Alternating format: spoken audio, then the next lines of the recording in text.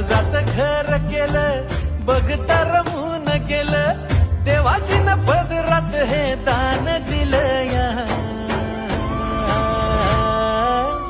आभाळाला भेटाया धरणीनं जीवाचं रान केलं या.